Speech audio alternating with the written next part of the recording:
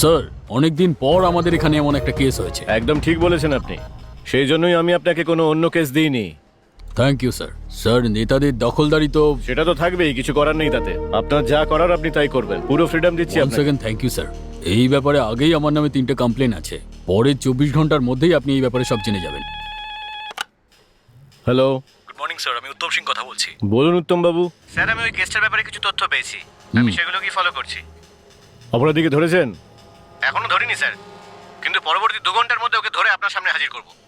তাহলে তাড়াতাড়ি নিয়ে আসুন, আপনার প্রমোশন হয়ে যাবে। Thank you sir. যখন দেখো এরকম বাজে বকতে থাকে ও, এ কি এনকাউন্টার করবে? আমি এখন আসি স্যার। ওকে স্যার শাশুড়ি মা, বল, চালানো বন্ধ করবি? চালানো বন্ধ করবি? বন্ধ করবি? স্যার, ওকে মারছো সেটা ঠিক আছে, কিন্তু বারবার এটা কেন জিজ্ঞাসা করছো যে পালানো বন্ধ করবে কিনা, পালানো বন্ধ করবে কিনা? স্যার এর ব্যাপারে বলতে বলতে তো আমি অর্ধেক হয়ে গেছি স্যার। স্যার, আপনার জন্য একটা গুড নিউজ আছে। এই তোর কি বুদ্ধি নেই নাকি? দুজন বড় অধিকারী এখানে কথা বলছে আর তুই মাঝখানে নিজের নাক গলাচ্ছিস। কনস্টেবল একে 2 দিনের জন্য সাসপেন্ড করো। এরকম হবে না স্যার, কেন হবে না রে? কারণ আপনারই সাসপেনশন এসেছে। এটা তো দারুণ খুশির খবর। স্যার আমাকে বাঁচান না স্যার। আমি এটাই বলতে এসেছিলাম যে তোমাকে সাবধানে থাকতে হবে, কিন্তু এই ডিসি আমাদের থেকে এগিয়ে গেছে।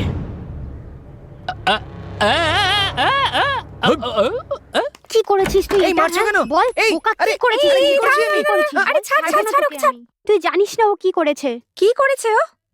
কাল রাতে ও আমার ঘরে এসেছিল, তখন কারেন্ট ছিল না, আর সেই সময় সদ্ব্যবহার করে ও নিশ্চয়ই কিছু খারাপ করেছে, এইরকম বলছে ও। কাল রাতে তুমি এখানে এই স্টুডিওতে ছিলে না? তাহলে ও গড়বড় কার সাথে করেছে? ওর বোনের সাথে। আর চুপচাপ ও এইসব সহ্য করে নিয়েছে। তোমাদের দুজনের একটা রোজকার গল্প হয়ে দাঁড়িয়েছে। চলো চলো, নিজের কাজ করো তোমরা। সরি শ্বেতা, আজকের পর থেকে তুমি বাড়িতে থাকলেই তবেই আমি আসবো, কিন্তু কারেন্ট চলে গেলে কিন্তু আমি দায় থাকবো না। তোকে তো আমি দেখে নেব। কি হয়েছে? ম্যাডাম, আপনার সঙ্গে কিছু কথা বলার আছে। তুমি কে? আমি তোমার সাথে কথা কেন বলবো? যদি আমি কোনো ভুল করে থাকি তাহলে আমাকে ক্ষমা করে দিন না। ভুল ক্ষমা করা যায়, কিন্তু পাগলামোকে প্রশ্রয় দেওয়া যায় না। ঠিক আছে, আমার কথা আপনাকে শুনতে হবে না, কিন্তু আমি আমার মনের কথা এই লেটারে লিখে দিয়েছি। আপনি এই লেটারটা। তুমি অসম্মানিত হও, তার আগে এখান থেকে বেরিয়ে যাও তুমি।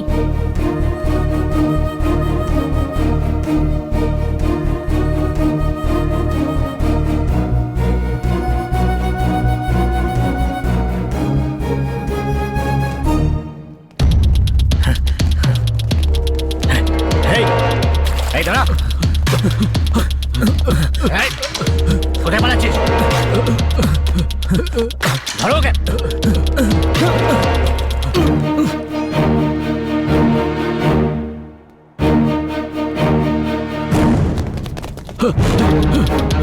এই দাঁড়া।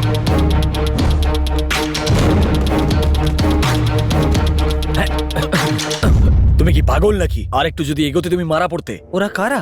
ওরা পূরণ কুমারের লোক।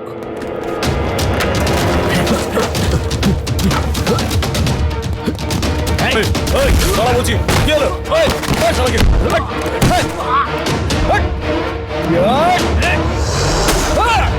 এত খারাপ লোক ওরা? টাকার জন্য ওরা বাচ্চাদেরকেও ছাড়ে না।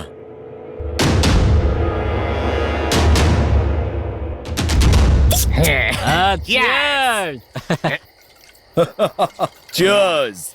দেখলে ওকে কিভাবে শেষ করে দিলাম? আমরা হলাম পূরণ কুমারের ভাই। দাদা, কেউ আসছে দেখুন। এই কে রে তুই? টাকার জন্য তোমরা সবকিছু পারো, তাই না? টাকা ছাড়াও করি আমরা। এই মার একে। এই, একটা মেয়ের মুখে অ্যাসিড মারতে হবে। তোমাদের যত লাগবে তত টাকা দেবো তোমাদেরকে। ঠিক আছে, আগে বিয়ার খা। এসব খাই না, আমি শুধু ব্র্যান্ডি খাই। ও মনে হচ্ছে আমাদের থেকে বড় লোকে।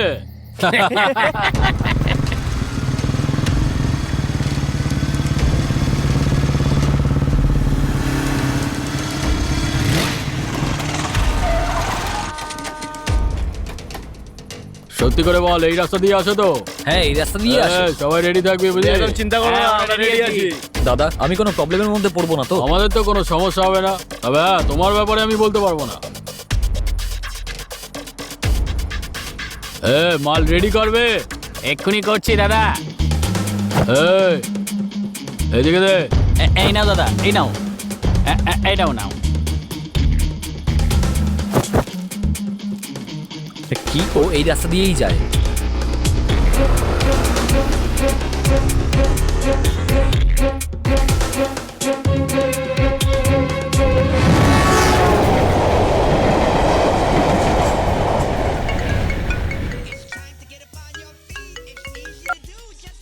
হ্যালো, আমি এঞ্জেলের দিদি বলছি।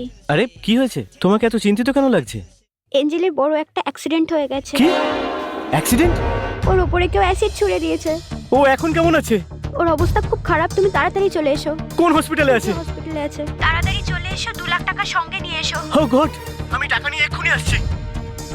তোমার মায়ের কাছে হয়তো টাকা রয়েছে, টাকাটা খুব দরকার, তুমি নিয়ে এসো। এখান থেকে ওখানে যেতে যেতেই তো 2 ঘন্টা লেগে যাবে। এখানে অপারেশন শেষ হতে 4 ঘন্টা লাগবে, তুমি যত তাড়াতাড়ি সম্ভব পৌঁছে যাওয়ার চেষ্টা করো। ঠিক আছে।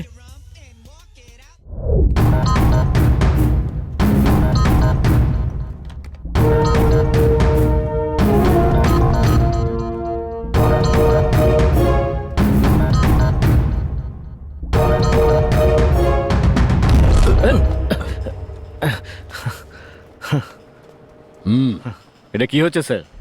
প্রত্যেকটা কেসে যে আমাকে সাহায্য করে সেই পাহাড় সিংকে ইচ্ছে করে সাসপেন্ড করে আপনি আপনার পাওয়ার দেখাচ্ছেন স্যার, আর এখন আমাকে ধাক্কা দিয়ে নিজের মাসেল পাওয়ার দেখাচ্ছেন আপনি। ইনভেস্টিগেশন করার জন্য সততার প্রয়োজন হয়। তুমি যে হাতিটা পুষেছো তার কোনো প্রয়োজন নেই। এক্ষুনি কমিশনার আমাকে একটা কেস দিয়েছে, দেখো কিভাবে শেষ করি। খুব তাড়াতাড়ি আসামিকে আমি শেষ করে দেবো। আর এটা হলো আমার 4 নম্বর এনকাউন্টার। তোমার মতো লোক কখনো এনকাউন্টার স্পেশালিস্ট হতে পারবে না। যাও গিয়ে মন্দিরের ঘন্টা বাজাও। ওকে? জানি না এই অপয়ার থেকে কবে মুক্তি পাবো আমি। আন্টি, আন্টি, আন্টি, আরে বেঁচে গেল বাবা।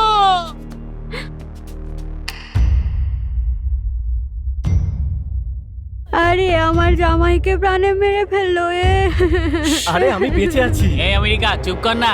নেশা আমি করে যাচ্ছি আর তুই আমার উপরে টলে পড়ছিস। ভাই, আমি তোমার দুঃখটা বুঝতে পারছি, কিন্তু শাশুড়ি আর জামাইকে একই দড়িতে বেঁধে রাখাটা 1 নম্বরের এটা তো মিথ্যাবাদী। সংস্কৃতির বিরুদ্ধে। শুধু আমাকে একটা কোয়ার্টার দাও, আমি সংস্কৃতিকে রক্ষা কি করব। বললে? একটা কোয়ার্টার? ভাই, আমার খুব লজ্জা করে, জানি না কোথায় কোথায় কি টাচ হচ্ছে। কোয়ার্টার দাও, তাহলে সোজা করে দাঁড়াবো। আমরা সবাই এখানে মরতে চলেছি আর তোর বর কোয়ার্টার চাইছে? তুমিই তো বিয়ে দিয়ে দিয়েছিলে। যেভাবে দাঁড়িয়ে আছে দেখো বেঁচে আছে কিনা। কবে থেকে তোমার পায়ে পড়ে আছি আমি। কখনো আমাকে জড়িয়ে ধরেছো, আমার চুলটা ধরে আদর করেছো? আজকে এত চিন্তা হচ্ছে কেন? আমেরিকার ডলারের জন্য? এই দেখো, আমেরিকা গায়ের উপর ভর দিয়ে আছে।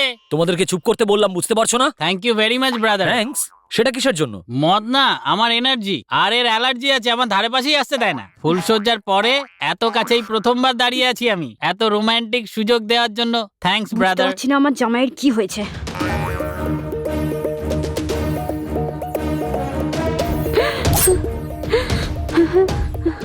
এঞ্জেলের অ্যাক্সিডেন্ট হয়ে গেছে, তুমি তাড়াতাড়ি চলে এসো প্লিজ। যেই আমি ছুরি দেখালাম অমনি সুন্দর অ্যাক্টিংটা করে ফেললে। হ্যাঁ, দেখো বাবা, আমি বুঝতে পারছি না আমার জামাইয়ের কি হয়েছে। আমার খুব ভয় লাগছে, আমাদের মেরো না প্লিজ। যদি তোমার জামাই মারা গিয়ে থাকতো তাহলে সেই মুহূর্তেই ওর চিতা সাজাতাম। এইভাবে ওকে বেঁধে রাখতাম না আমি। ব্রাদার, 5 স্টারে মাল খায় যে সে হলো করোড়পতি, আর বারে যে মাল খায় সে ভিখারি। আমার কথাটা মন দিয়ে শোনো। এই ছুরিটার মতন আমার বুদ্ধিটাও কিন্তু খুবই ধারালো। যদি তোমরা সবাই ঠিকঠাক ভাবে না থাকো তাহলে এটা তোমাদেরকে ঠিক করে দেবে। এই এই এই ঘুমিয়ে থাকার নাটক করছে ও। এবার দেখ কি করে তোর জ্ঞান ফেরাই আমি।